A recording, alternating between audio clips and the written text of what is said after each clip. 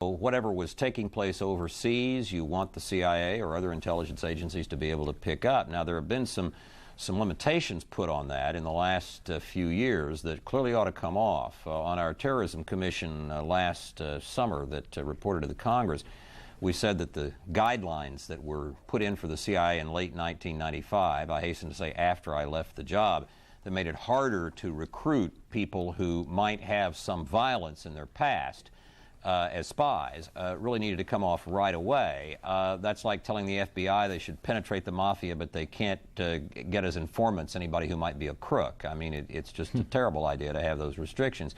And then also, the government increased the funding for counterterrorism by the CIA in 1999 because they were worried about Y2K.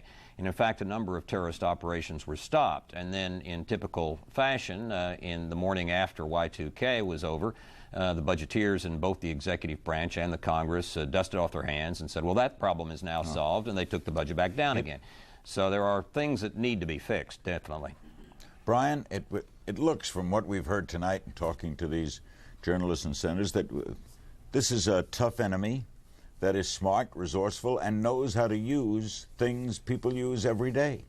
They are. There's one other thing that, however, comes out of this operation that I think has caused a significant revision in how we have looked at some of these possible attacks. And that is, we have often operated under the notion that the terrorist suicide attack was not something that could be easily exported from the Middle East. That the recruitment and the maintenance of a suicide bomber was such that you couldn't really launch them at great distance or time from the target. Here we have seen individuals, sophisticated individuals, training to be pilots, living normal lives in America, taking out the garbage on the right day. Going to bars. Going to bars, eating hamburgers on the weekend, and yet all the while knowing that on a certain date they are going to kill themselves and thousands of people. And there's no background for that, right? There's a study that people who study terrorism said there's no history of terrorists being like this. There is not a history of that we can find in the annals of contemporary terrorism, no. So therefore, Colonel Taylor, that being true, might we be on guard for anything happening? I think we have to be prepared for all kinds of contingencies. We've got the best trained, best equipped military forces anywhere in the world. But remember, even our own chairman of the Joint Chiefs of Staff, General Hugh Shelton, over the last year has repeatedly said our forces are underfunded, overstretched, our forces are frayed, he has said. We have to keep that in mind. We can't ask them to do the impossible. We have to think about economy of force. We cannot talk about using force, military force, in the abstract. We can't say, well, we have 12 carrier battle groups, 52 fighter squadrons, 10 Army divisions. We've got other things around the world that we are having to watch, other threats like North Korea, Saddam Hussein, who can still cause an awful lot of trouble.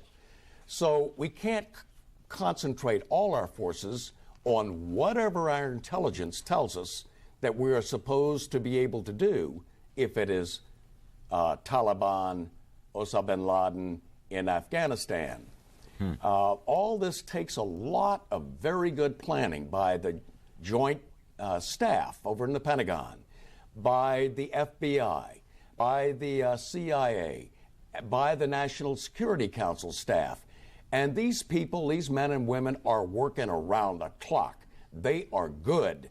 We'll be ready, but we're not going to be ready tomorrow for any kind of go fast out there and kill somebody. That's not the way it works. San Carlos, California, hello. Yes, hello. I have a question for you and your panel, Larry, and I'm concerned about a security issue about the amount of information that we're releasing through newscasts. I've been watching CNN ever since it started, and there's some things I've heard I don't like regarding our intentions and when we intend to do these things, and I wonder if anybody is paying any attention to the information that's being released. Yeah, in fact, James, I was just going to ask you, what's your scenario for what's going to happen next? And the gentleman's caller is saying, should we be talking about that?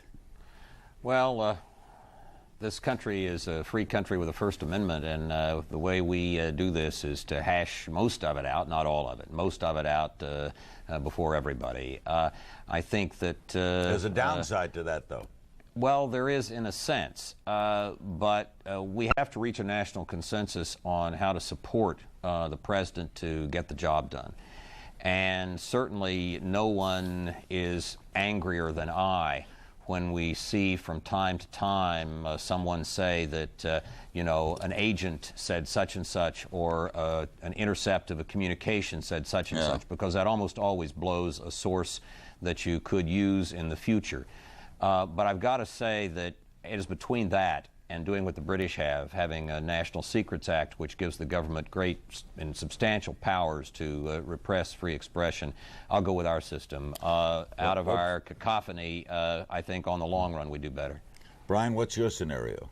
What do you think is going to happen? I don't know what's going to happen. I mean, clearly there's going to be two objectives in any type of military operations in the future. One will be to reckon with those who are directly and indirectly responsible for the actions that took place on September 11th.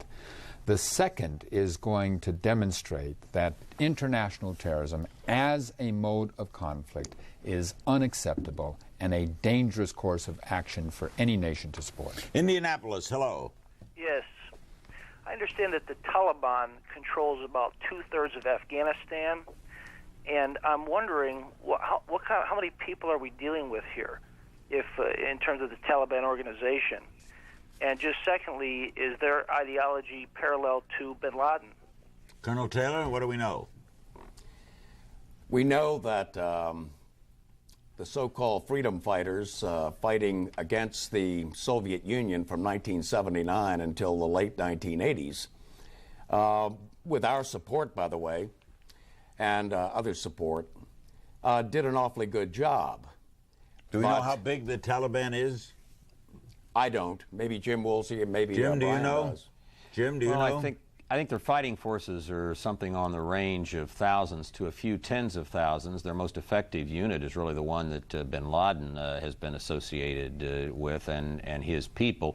They control maybe 90% of the country, and until Massoud was either assassinated or very badly injured, I guess the word is still not in on that, the northern commander who was fighting them just the day before the attack on us. I think there was a reasonably strong resistance, at least in the north, to them, but that may be very heavily damaged by the attack on Massoud. The likelihood, Brian, that they would give up bin Laden is remote? I think it's likely. I mean, they have save a lot of lives. They have been warned before. I think their belief system, their connections with bin Laden would make it very, very difficult for them to do so. Certainly right now the pressures are on them in a way that they haven't been on them before, but it would be perilous for me to attempt to predict what's inside the mind of the Taliban leaders in Kabul. We thank Colonel Bill Taylor, James Woolsey, and Brian Jenkins. We'll be calling on all again. We appreciate it, gentlemen. We go now to FEMA headquarters in Washington, D.C. Standing by is Joe Alba, the director of FEMA. That's the Federal Emergency Management Administration. He was in New York on Wednesday. He's a close friend of the president, was there with the president when he toured yesterday. What's the latest on the situation there, Joe? Why? Apparently nothing's been discovered. I mean, it's so slow. Why? Well, it's a very tedious process, Larry. It's a crime scene, remember. There must be respect and dignity also paid and cared for those individuals who are still buried in the rubble. There's 600,000 tons of debris in New York City. I visited the Pentagon this morning, came back from New York City this afternoon. I visited the Pentagon this afternoon after I arrived. And it's a much smaller situation, even though it's just as serious at the Pentagon, and moving a little bit quicker there. But both situations, and even the one in Pennsylvania, very, very serious. The swabbing cheeks for DNA, the concept there is what, Joe?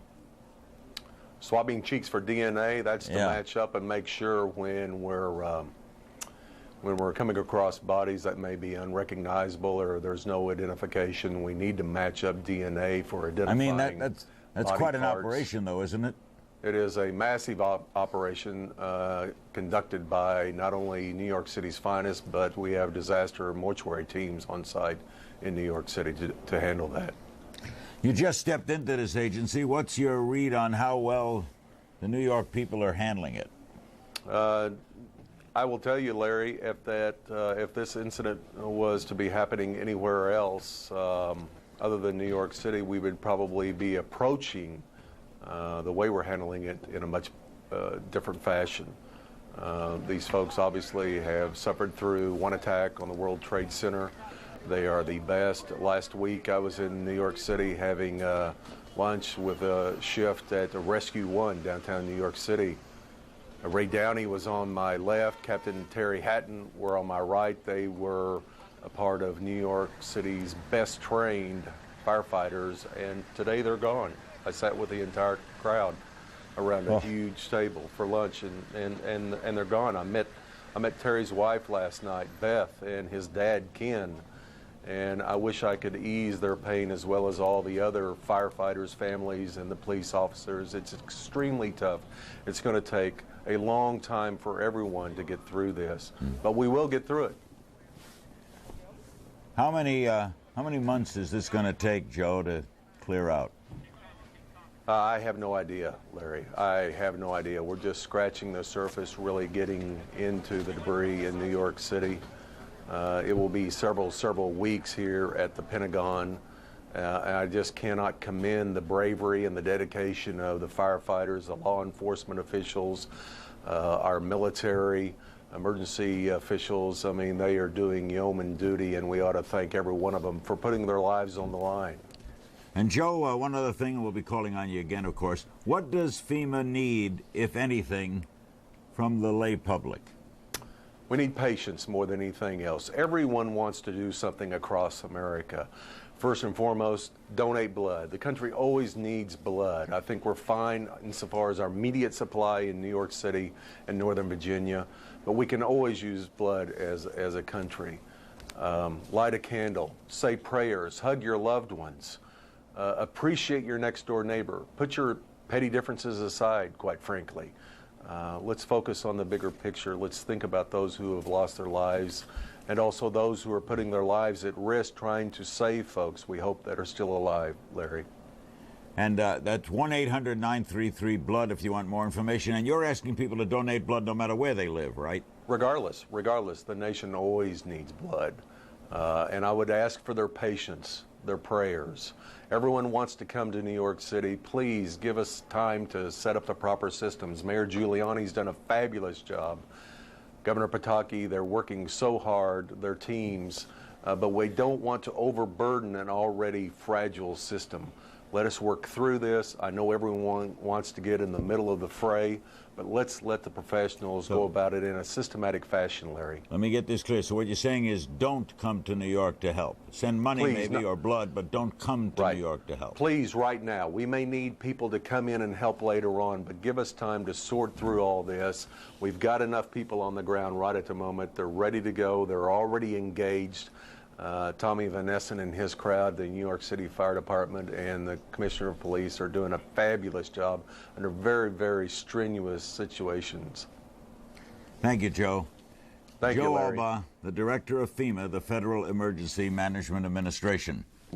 We now see the scene at Union Square in New York as people still gather and pray to hold the vigil. This is it's a different kind of Memorial Weekend. We had a Memorial Day weekend in May. We're having another unexpected one in September. That's the scene at Union Square right now in New York City. Now joining us from Columbus, Ohio is Mary Schiavo, aviation safety expert and the former Inspector General, Department of Transportation. Airline security right now, would you buy a ticket and fly tomorrow, Mary? No, I would not buy a ticket and fly tomorrow, but unfortunately Americans don't have the choice, and also we do need to make the corrections so we can continue business. If we are headed into war, it's going to be for the long haul, and we've got to fix the system so we can continue literally to work.